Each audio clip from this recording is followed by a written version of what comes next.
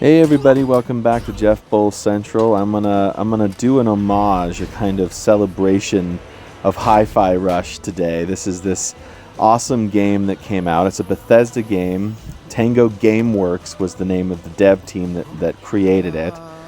And that team is no more as of last week because Microsoft, as you may know, bought Bethesda last year. And then just last week they disbanded a few small teams, as I understand it. And so this beautiful game, which was a surprise game, they announced it and then released it on the same day. And I loved this game when it came out last year. I didn't review it for Jeff Bull Central just because I wasn't feeling up to making videos at that time. Just wasn't feeling into it for various reasons. But you know what?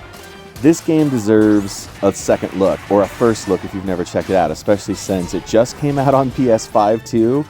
And you know what? The team, Tango Gameworks, they were planning on doing a sequel, and man, that would have been amazing. Because I got to tell you, Hi-Fi Rush is one of the most funnest action music platformers. I don't even know how many of those that there are, but it's amazing. The gameplay is absolutely stellar. The platform is stellar. The combat is stellar. The combat is as good as, like, I don't know, Batman Arkham or something like that. And it's not dissimilar to Batman Arkham. It's better than Batman Arkham because it's music-based. If Batman was rocking out to some, like, Black Keys or some Nine Inch Nails, I'd be into it even more. And in this game, I get to do that. I get to rock out to some real artists as well as some excellent music that was created for the game. And everything happens on a beat in this game. If you time all your attacks and all your jumps and all your maneuvers and all your powers and all your team help moments, it's all timed to the beat. And if you make it a slavish opportunity to be master of that beat, you get all sorts of rewards, and the gameplay is just really fun and perky. You know, you have to dodge, you have to parry. Like I said, there's a lot of, like, really great 3D platforming. There's some 2D platforming.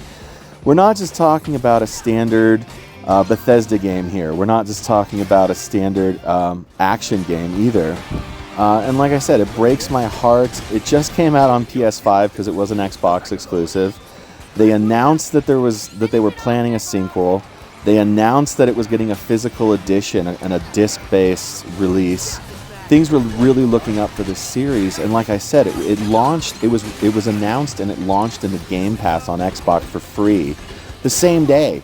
It was a total surprise, and it was a hit, and it was wonderful, and it's getting review bombed on Steam, reverse review bombed, in which everybody is offering the highest praise because it's just such a great, fun action game. It doesn't overstay its welcome. It's not too long. It's not too short. There's just so much to like about it. And, you know, part of that is, well, a large part of that is the art style. As you can tell, it's some of the best cell shading cartoon style you're ever going to find, okay, at least in the modern era. It's also really, really funny. Like, the humor is exceptional. There's jokes about Twin Peaks in there. There's jokes about Seinfeld. The whole evil corporation that you're fighting is called Vandalay, and I'm pretty sure that's a Seinfeld joke, right? The gameplay is wonderful, but if it weren't synced to this awesome soundtrack, I don't know that it would be half as special as it is. There's other action music games, for instance, Metal Hellsinger. I don't know if you're familiar with that game. That's a first-person shooter that is also synchronized to music, but it's metal. This is just like straight up rock and roll, man. Just, you know, there's no frills about what kind of rock this is. Hard rock, mostly.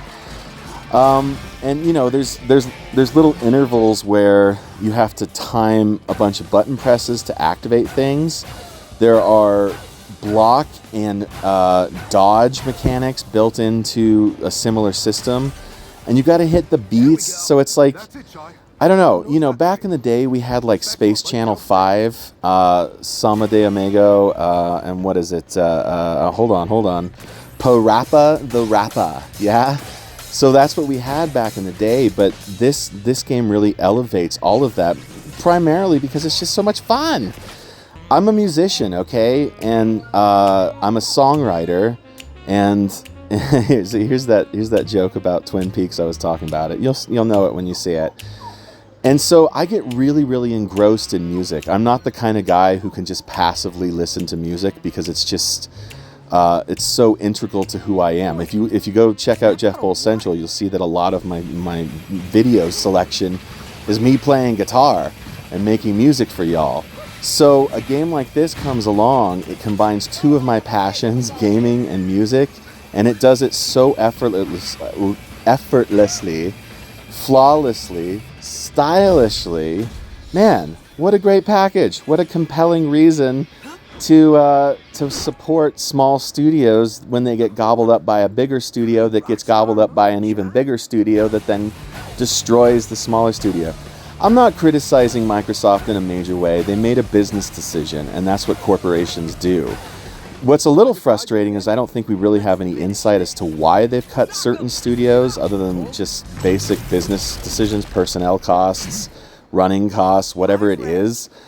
I'm not a CEO. I've never had to make those decisions, but gosh, this game and Tango Gameworks, such potential, such unrealized potential that a sequel could have been. You know, you'll probably blow through this thing in like 10, 15 hours maybe. And then you'll want to play it again. I didn't mind playing this again this year just for this video. As soon as I heard that Microsoft had disbanded this group, I was like, I gotta play it. I gotta make an homage to it. I don't know what else I can actually say about it here, because without getting into the story specifics, the story is a little bit nonsensical, but it's funny, so you don't really care. You don't really get that much of a sense. Well, you do, but it's kind of hazy as to why this Vandelay group, this Vandelay corporation, which again I'm pretty sure is a Steinfeld reference, is so evil, other than the fact that they're modding people and like using robot slave labor basically. And that's another funny thing about it, is there's always like these little conversations with robots on the side that kind of fill in the world. They mod this character Chai. They accidentally graft his MP3 player into his chest. And so everything he sees and everything he hears and everything he does is a music video.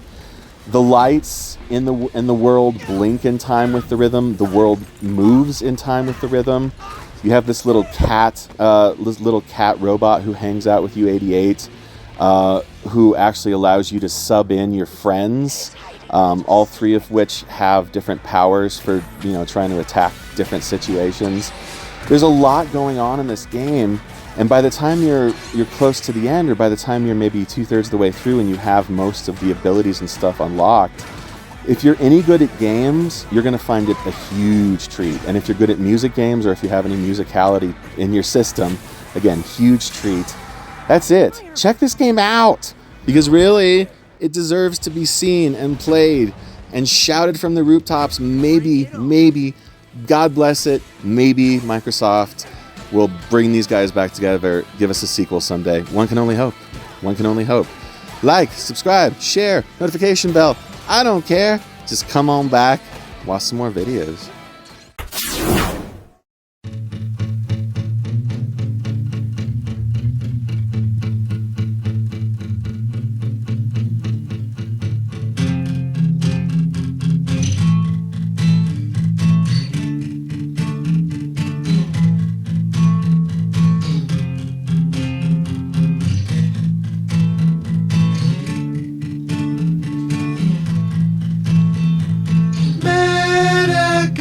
School when I was 9,